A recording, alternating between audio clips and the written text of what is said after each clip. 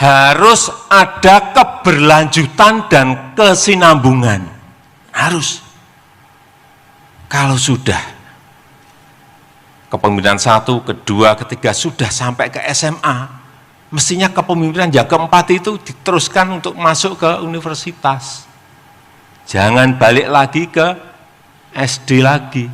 Kita harus bersatu, kita harus berukun, ya, kita harus mengakui kepemimpinan Pak Joko Widodo berhasil. Dan saya berniat untuk meneruskan agar Indonesia kuat, makmur dan jaya. Terima kasih. Assalamualaikum warahmatullahi wabarakatuh. Kembali ke Ngomong Lebay. Awas, perangkap iblis.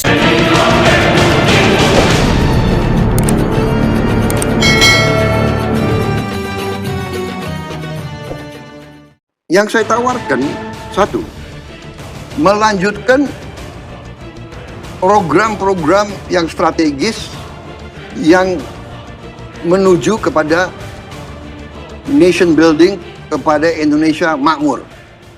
Bahan-bahan kita sudah cukup.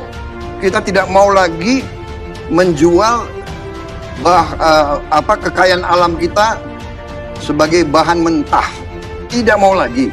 Kita mau pengolahan diolah di Indonesia. Kita mau bahan-bahan itu diolah di Indonesia sehingga kekayaan itu, value add, nilai tambahnya itu dinikmati oleh rakyat Indonesia. Nikel waktu kita jual bahan mentah, katakanlah penerimaan negara itu $1 miliar, kurang lebih, ya, 13 triliun. Setelah hilirisasi naik 20 kali, 25 kali.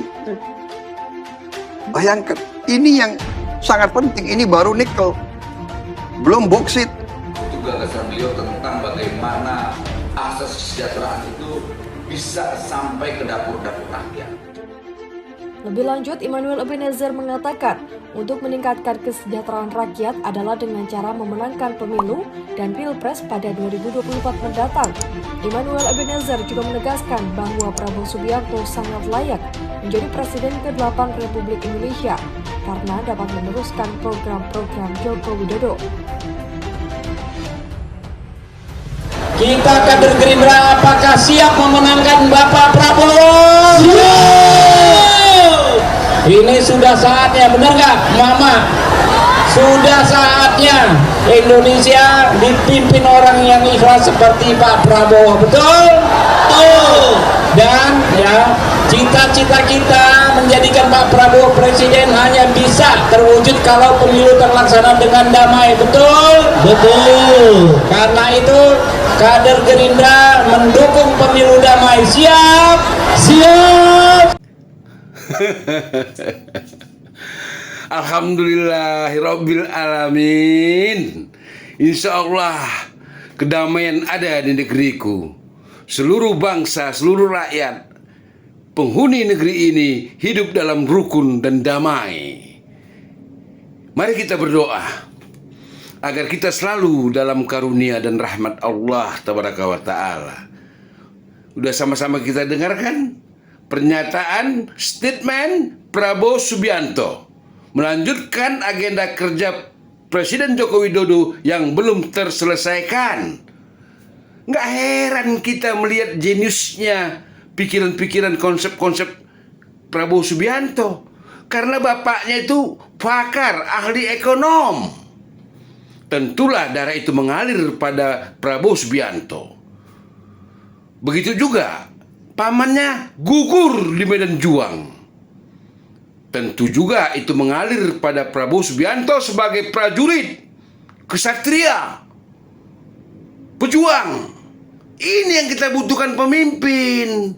Bukan pemimpin yang seperti foto model, atau bersair-sair, atau berpuisi-puisi. Bukan. Tapi kita butuh pemimpin yang aktif berjuang, membela bangsanya, mensejahterakan rakyatnya. Itu yang kita butuhkan. Nyata.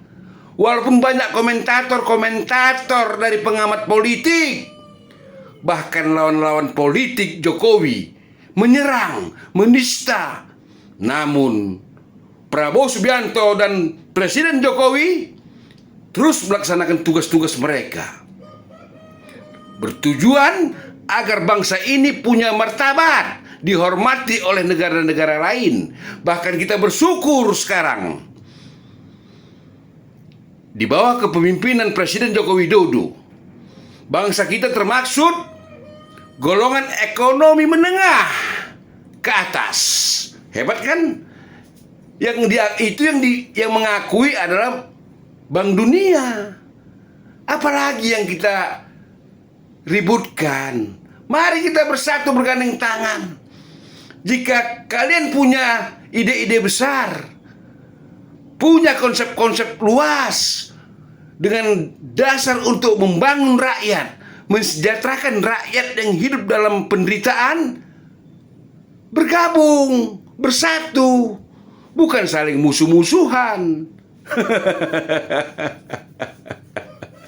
Akrabnya Prabowo Subianto dan Joko Widodo menjadi bahan pembicaraan orang-orang yang nganggur.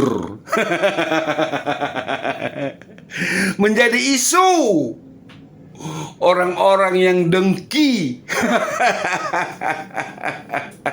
Wajar dong Prabowo Subianto itu akrab dengan Presiden Jokowi, karena Prabowo Subianto Menteri Pertahanan yang menjalankan tugas dan tanggung jawab serta amanah yang diberikan oleh Joko Widodo sebaik mungkin. Maka kita tak heran kalau dikatakan Prabowo Subianto menteri yang terbaik dalam kabinet Joko Widodo. Ini realita, fakta. Ngapain kita bersangka buruk? Janganlah, jangan. Rakyat udah capek. Rakyat sudah jenuh melihat keributan-keributan. Rakyat ingin berubah. Tadinya ngontrak, dapat rumah tinggal. Tadinya nganggur, dapat pekerjaan. Ini yang paling utama. Bukan saling sikut, saling celah, saling caci. Gak salah emak-emak senang sama Prabowo. Maka tepatlah kiranya emak-emak mendukung Prabowo, karena Prabowo selalu berpikir bagaimana dapur emak-emak ngebul. Bagaimana emak-emak punya uang biar bisa belanja ke pasar. Prabowo itu presiden untuk semua suku, untuk semua agama. Lihat, ke berbagai tempat dia bersilaturahim, disambut meriah. Ini data dan fakta. Bukan menjelek-jelekkan atau memfitnah pihak-pihak lain, tidak. Mari kita berpacu dalam gagasan. Ini yang paling utama konsep untuk ke depan. Hentikan pertikaian. Hentikan keributan.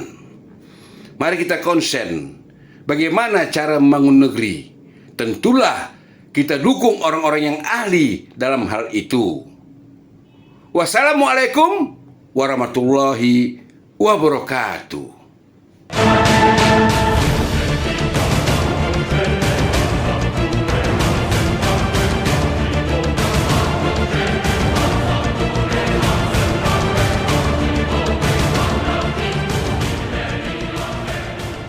Alhamdulillahi Rabbil Alamin.